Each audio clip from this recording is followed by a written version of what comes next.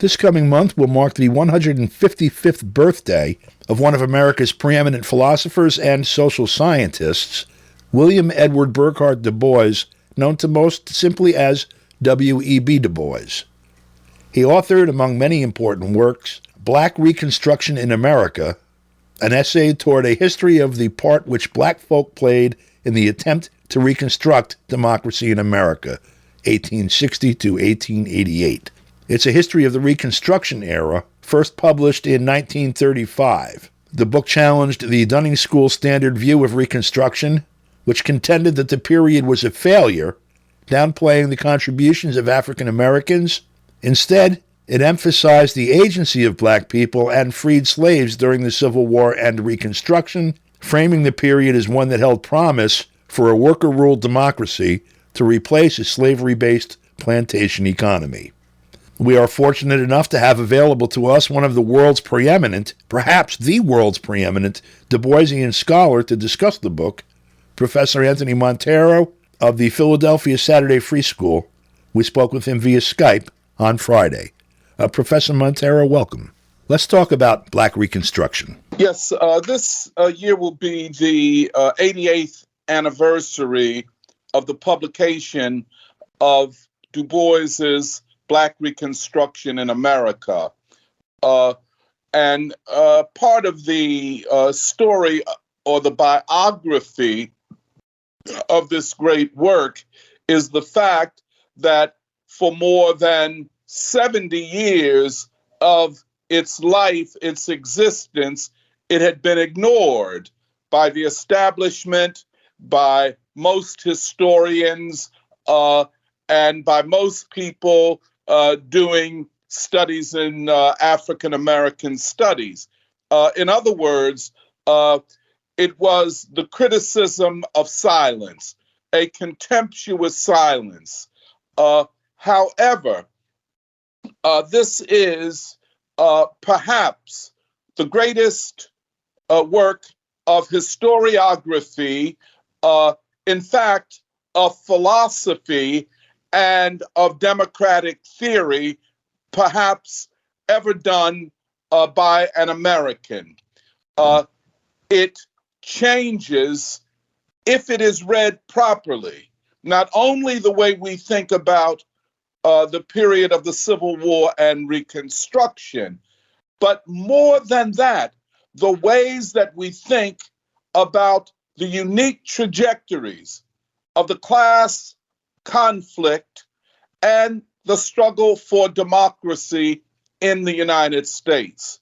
To put it in a summary sense, this is a book about revolution and counter-revolution. It is a book about democracy and the struggle for it under the particular conditions of U.S. history. In this sense, it is one of the most significant studies of revolution in modern history. Don, in my estimate, the two most consequential and important revolutionary thinkers of the 20th century are Lenin and Du Bois. Du Bois's Black Reconstruction can easily be put beside Karl Marx's Das Kapital and Lenin's State and Revolution. It is one of those great paradigm-changing revolutionary works. It's interesting to me, to me, what's interesting is that this is an attempt in 1934 or whatever it was published, 1930s, looking at the Reconstruction period as basically, in his words, to reconstruct the basis of American democracy. Mm-hmm. Yeah. But under different conditions than those that existed at the time of the first American Revolution, that is, the War of Independence from Britain. And what Du Bois proposes was possible was a trajectory, a democratic trajectory leading to what he calls over and over again in this text, the dictatorship of the Black proletariat as a mode of democracy and the reconstruction of those states that had seceded from the Union, but more than that, the entirety of the South and the slave-owning economy of the South. And he argued that ultimately the struggle for democracy would be the struggle for a new mode of production, a new mode of labor. And it's so interesting how he sets up categories of knowledge, not just a factual or chronological study, but philosophically, he sets up new categories. For example, the Black worker, who he, throughout the text, refers to as a proletariat, and slavery as a form of capitalist exploitation. He sees the Black worker as the center of the greatest struggle for democracy. He puts, in fact, the Civil War Reconstruction period, he analogizes it to the French and Russian revolutions.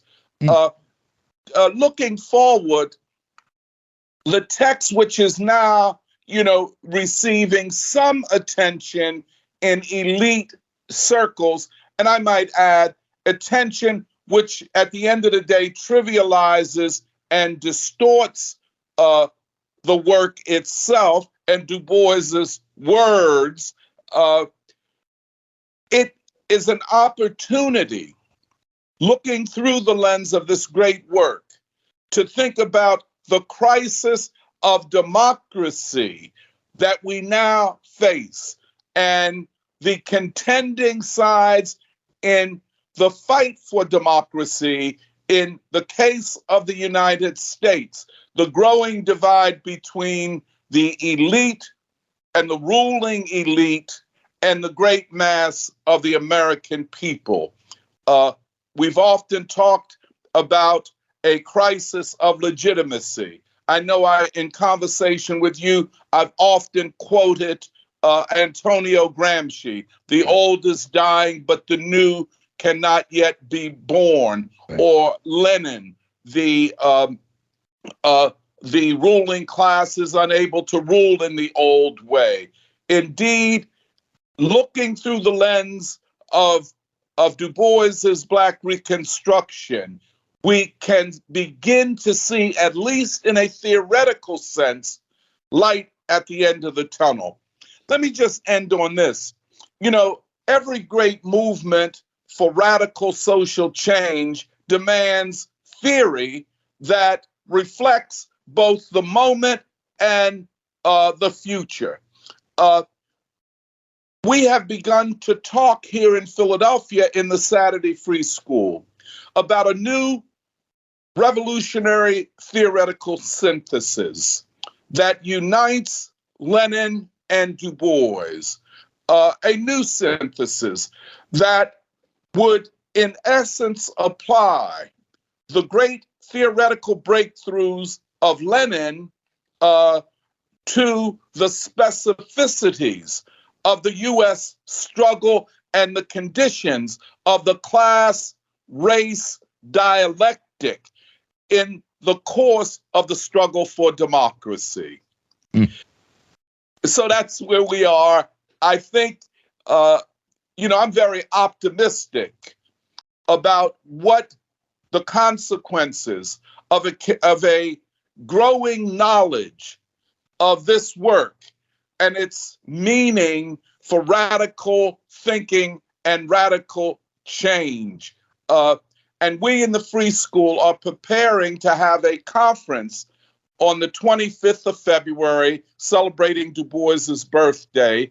And the title of it is The Black Proletariat and the Formation of a New American People, a symposium on W.E.B. Du Bois's Black Reconstruction. We'll be watching out for that, Professor Monteiro. Thank you so much for your time. We appreciate it as always.